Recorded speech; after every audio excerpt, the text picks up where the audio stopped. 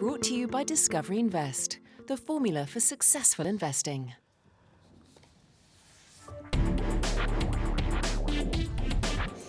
Welcome back to the South African Budget 2017-2018. I'm Nozi Pombandra. It was always going to be a tough act to try and appease multiple constituencies. But did this budget speak to the youth of South Africa at all? The Finance Minister highlighted the Youth Employment Service Program, which is aimed at creating 1 million work opportunities over the next 3 years. And he also mentioned an additional 5 billion rands, which is going to be allocated towards higher education.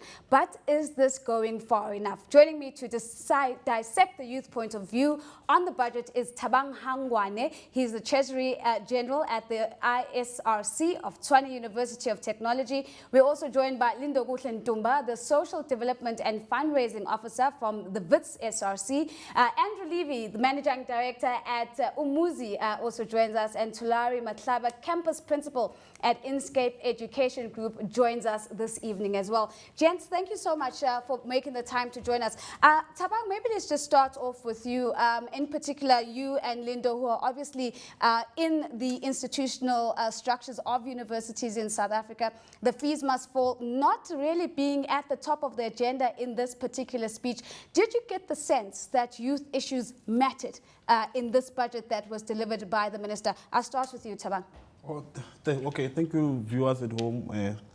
I think what on the minister's speech, what I've dissected is that the fees must fall is falling into the ministerial tax team of the president.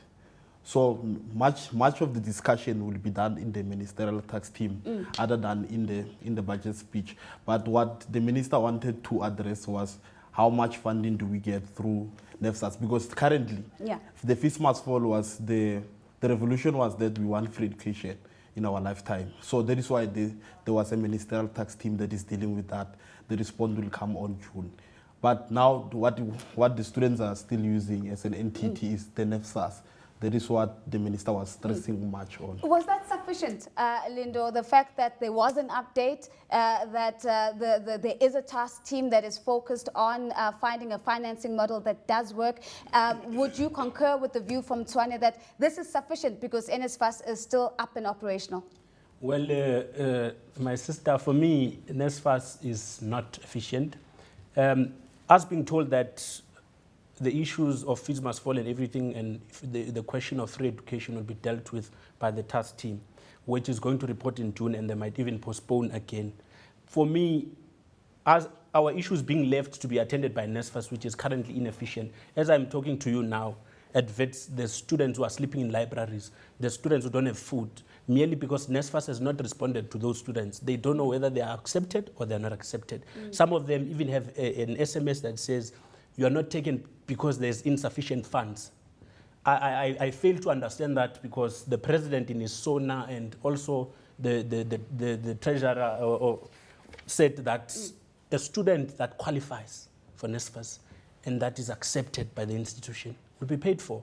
So now it really bothers me to say a student can still be told, after all the rhetoric that has been happening on TV, that there's not enough money. So there's a disconnect between what we're hearing from the promises, but also what is being communicated at different podiums. Andrew, I want to maybe speak about the broader issue, whether this was a speech that was also about placating the student movement in South Africa. We know, if we look at the history of what student movements have achieved in this country, do you get a sense that this was sufficiently addressed by the finance minister, and that the students, as we see them here this evening, should hang 10? Well, I mean, we should ask the students that. I think that's quite an exciting question for them. But the truth of the matter is, let's just get one thing straight. The first thing is that this was probably one of the hardest jobs in the ministries this year. I mean, how does this guy deliver a speech like this? And so many people are screaming from the rafters saying, we want, we need, right? It was a good effort. It was an okay effort with what he had. It was probably, the saddest part was that it was probably his last speech, given the movements. And I think on the other side of the things, you know, you talk about youth and students. The big number here, 60% of all youth probably didn't even watch the budget speech. So how can they have an opinion on it if they don't even know what's going on? We're speaking about universities, and yes, there's a massive problem in our universities at the moment, NSFAS. There's been some good changes, but not enough probably. The bigger thing is what we call NEET, right? Young people that are not in education or any kind of training. That's 50% of all youth. That's a huge market. What are we doing about those young people? We've got a good roadmap. NDP is a really, really nice roadmap. So when people complain, Andrew, that it's a fantastic roadmap that is gathering dust in somebody's corner office somewhere. I mean, what are your views on that?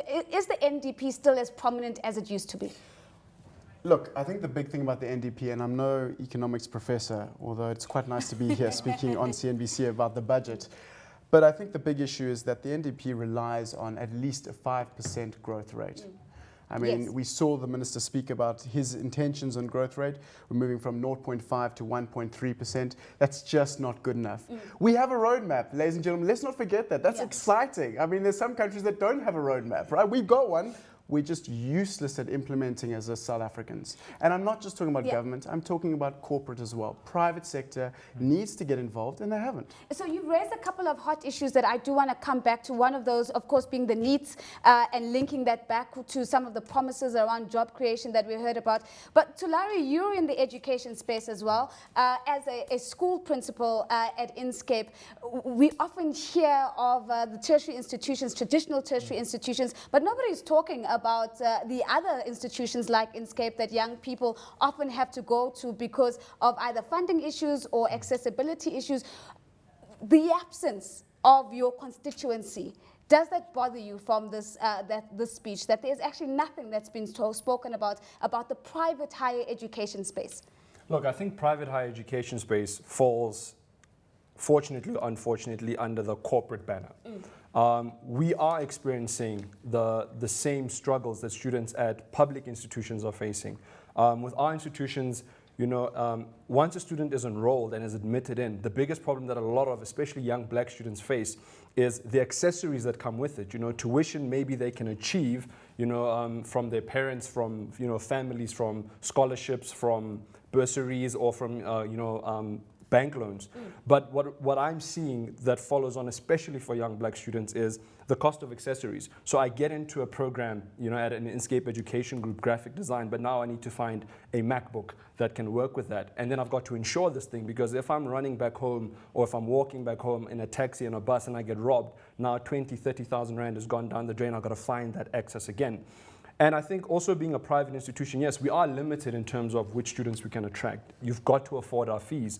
And you know, opportunities such as NAFSAs don't really extend to us. So our students have to go to banks, they have to ask family members. You know, our institution, for example, self-funds student assistance and scholarships, which is one of the things we're proud of. But it's not enough. It's less than 8% of our student body that has access to these kinds of funding. So private institutions, I don't know how many, you know, our numbers are probably not enough that we can have an adequate voice within the discussion for free education, or even, you know, reduced rate education. Or subsidized education. Or subsidized education. But at some point we have to become players in the market, and I think private institutions will have to play in that market by speaking to funders, by speaking to corporates, to get them involved in funding students to have access to the programs that we offer. So those are the opening comments from the youth panel here, and we're going to be getting into the nuances of some of the issues and undertones that young people certainly have views on. We're going to take a short break now, but we're right back in 2 minutes.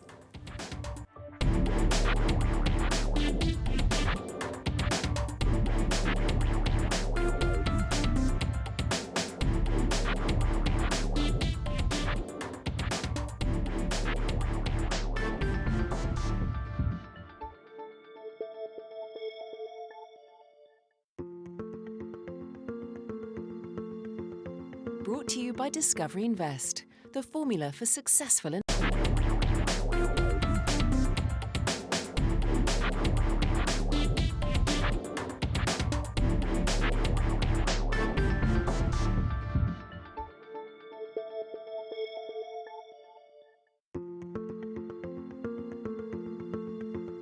Brought to you by Discovery Invest, the formula for successful investing.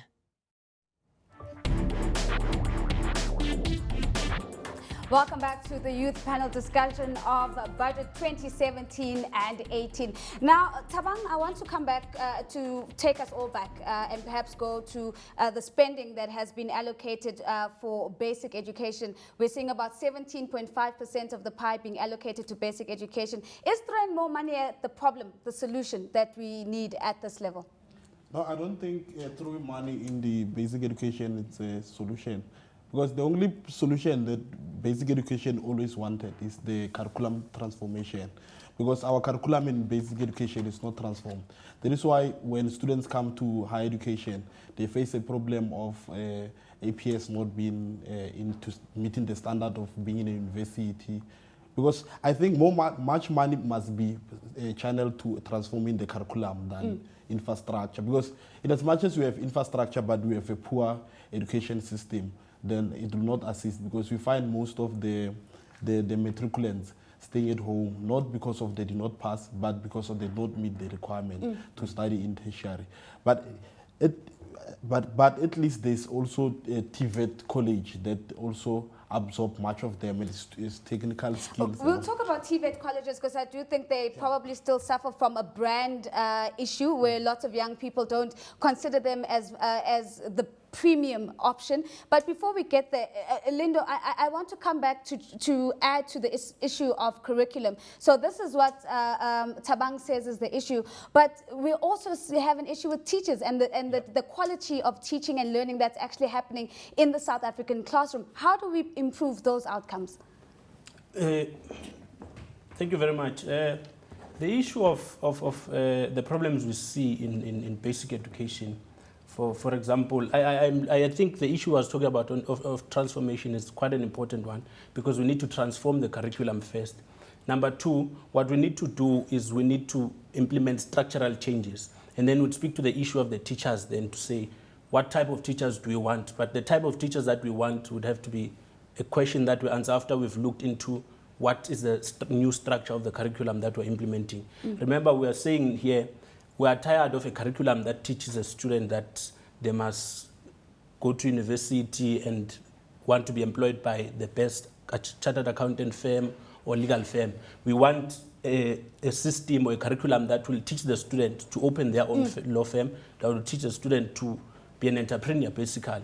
So I think the question to be answered on the type of teachers would have to answer a question of the curriculum first.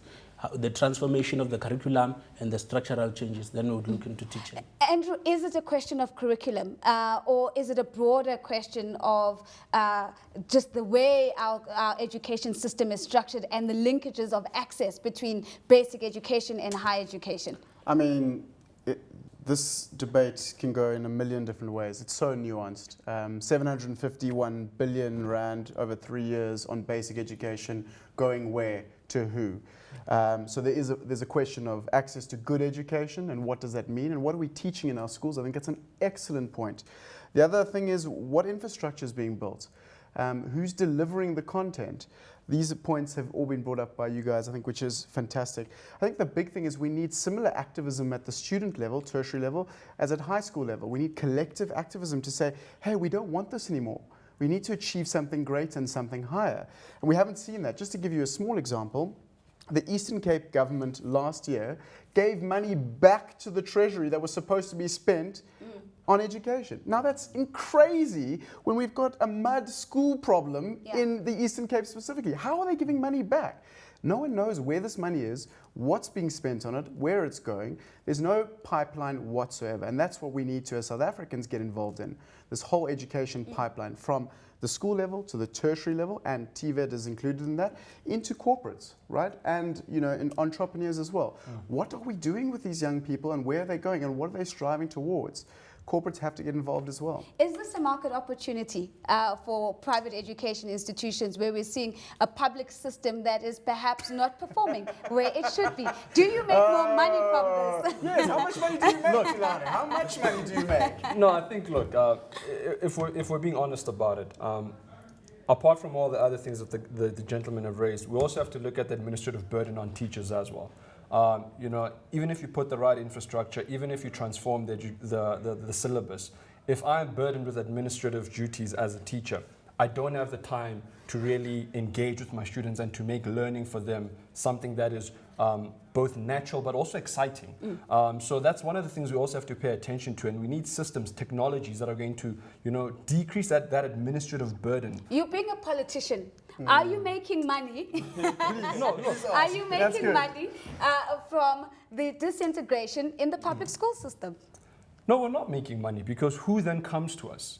Because if the public school system doesn't create a student who can, who is able to deal with the kind of workload that we're going to impose on them, everything from academic writing to design thinking to creative problem solving, that student is not even going to qualify to come to my institution, so I'm not going to make money off them. You first have to solve the structural things, and then all the institutions will benefit from a larger crop of students. And then things like scholarships and bursaries from the corporate sector will probably, and we would hope, become more available as they see that the quality of student is So there. we've got less than 5 minutes to go, and I quickly want to touch on the issue of jobs. We heard the golden number again today, 1 million jobs over 3 years. It's a promise that I think is getting tied in less than a minute. Thabang, what was your reaction to that statement? Are you optimistic that this is actually going to translate into something? I wouldn't say it will translate, because you will understand that the main issue that young people are faced with is unemployment rate, and jobs. Always there's a song that jobs will be created, but then I think more importantly, what the minister, what he was supposed to be saying, that this is how much we've invested in creating jobs, because I believe even private sector is not playing its role that much.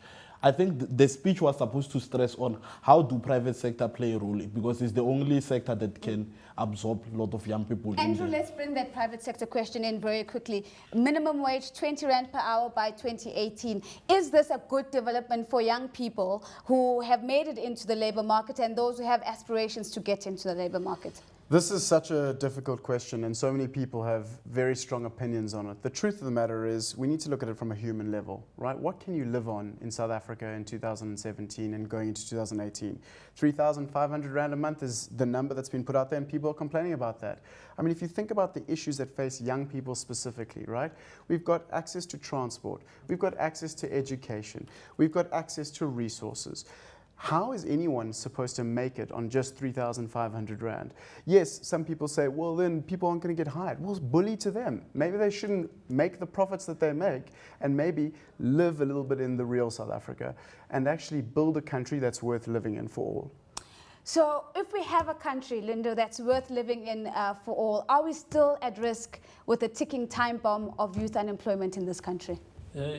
I've been longing for that question. You know, when I was listening to the old men speak today, I was reminded of what I was seeing in the Eastern Cape, where we have our graduates taking to the streets, wearing their gowns. That should tell you that it indeed is a ticking bomb. If our people have to take it to the streets because they're not being employed, but who are rhetoricking about jobs being available and all of those things. So I really think our government must work together with the private sector and really put it to work, not just rhetoric about it. Tulari, a quick one on what can we do differently to better support young people who have had the opportunity to be in higher education, whether it's public or private, as they transition into the workplace? And do you think institutions are focused enough on making sure that young people are getting into the next stage? Look, I think there's two parts to that. I think the first one is definitely that we have to start grooming young people that are entrepreneurial. And not necessarily with just a subject called entrepreneurship. It must literally be through trial and error, and institutions of higher education affording students those opportunities. But I also think the other thing that we need to look at is that, we've heard about how government wants to allow young people into the business, into the corporate world, and how the unions have responded to that, saying that, are their members going to be affected? So I'm not really sure on what the answer will be, but I do know that if we're going to speak about entrepreneurship and job creation, it's got to be something that is not just taught, but it's something that students must actively trial, fail, and succeed in at the tertiary institution, so that by the time they've graduated and finished, it's not something they're afraid of doing. So we're back to culture and changing the curriculum. Final comments from everyone. One of the big questions, of course, that has been surrounding this budget is whether this is Pravin Gordhan's final budget. Thabang, in your view, in terms of an overall assessment of how he's done in terms of resonating and speaking to young people, should this be the final budget? For the Pravin, minister? yeah. Should he come back or should this be it? I think the minister should come back. I think he should come back. He's the one who understands the language of young people. But what is important is that there must not be too much theory. It must be practical. Okay, less theory, young people more, want to see things happen. more practical focus, but Pravin to be back for an 8th budget, according to you. Lindo, does Pravin come back or do we get someone else? No, Zipo. From me, I would say that we need fresh blood. We need young people who understand our issues. The problem we have with the old man is that even now, the issues I was talking about, I don't think he's aware of them because he's not on the ground. We need young, fresh, new minds that are still brilliant, that are aware of what's happening in the country. Are you shaking your head at young, fresh blood that needs to come in? Was this Pravin's final budget, and do you think it should be? It was his final budget. Comrade Lindo is out to lunch here because he is very much on the ground. I want to say, like on the positive, 3.9 billion rand provided for SMMEs with a special look on black supply development. That's fantastic news. We just need to do more of it. I think we need a talent pipeline for young people that isn't thwarted with corruption, that is accountable, and that gets young people to be where they need to be, i.e. skilled. Is the education that is being provided going to get young people the jobs that are needed in the South African economy for today? The NDB is a great road plan. We all need to buy in as South Africans. Okay, two out of 4 so far saying that Pravin perhaps should stay. Lindo giving him his marching orders. Tulari, what happens to Pravin? Does he stay or does he leave? I honestly don't think it matters who takes the role because I think the baggage that this role comes with and the things that they're going to have to pay attention to are going to be the same no matter who sits in there. If the youth are unhappy, they're going to be unhappy, whether it's Pravin, whether it's what people are touting could be Brian. It doesn't matter who sits there. We need answers and we need actions that can be actioned. Well, that's a big thank you to the youth panel joining us here on CNBC Africa, taking a look at the South African 2007-2018 budget. Thank you so much for making the time to join us. From myself, Nozipho Mbanjwa, and the team, it's goodbye for now. Thank you.